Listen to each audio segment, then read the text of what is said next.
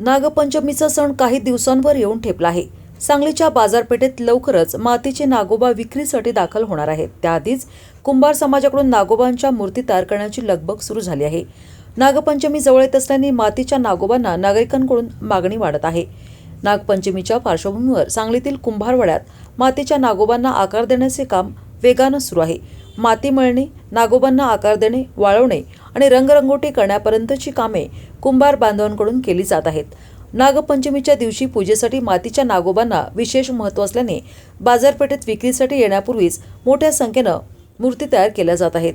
पिढ्यानपिढ्या नागोबा बनवण्याचा मान कुंभार समाजाकडे आहे। मात्र कच्च्या मालाचा वाढता खर्च आणि मेहनतीच्या तुलनेत मिळणारे उत्पन्न यामुळे या पारंपरिक व्यवसायासमोर आव्हाने निर्माण झाली आहेत। नागरिकांनी कुंभार बांधवांकडूनच मातीचे नागोबा खरेदी करावेत असे आवाहन त्यांनी केले।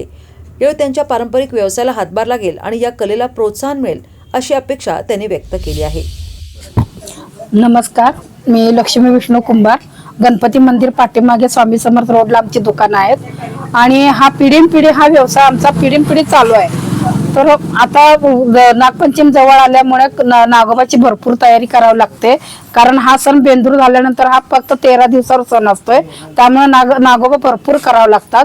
आणि कुंभारांना कसं आता जास्तीत जास्त बनवावं लागल्यामुळे आणि त्यात श्रावणात कसं पावसाची जास्त हे असते, पावसामुळे नागोबा वाढत नाहीत आणि मागणी भरपूर असते पण माल तयार नसते। ओला असल्यामुळे ते गिरायकांना देता पण येत नाही, तरी पण आम्ही त्यातनं प्रयत्न करतोय, आम्ही बनवतो भरपूर। आणि दुसरी गोष्ट म्हणजे की आम्हाला ग्राहकांना एवढी विनंती आहे की ग्राहकांनी कुंभारांचा मान असतोय, कुंभारांच्याकडनं सणावाराच्या वस्तू घ्यावात आणि जे बाहेर विक्रीला बसतात ते लोकांच्या पेक्षा कुंभारांच्याकडनं घ्यायला पाहिजे।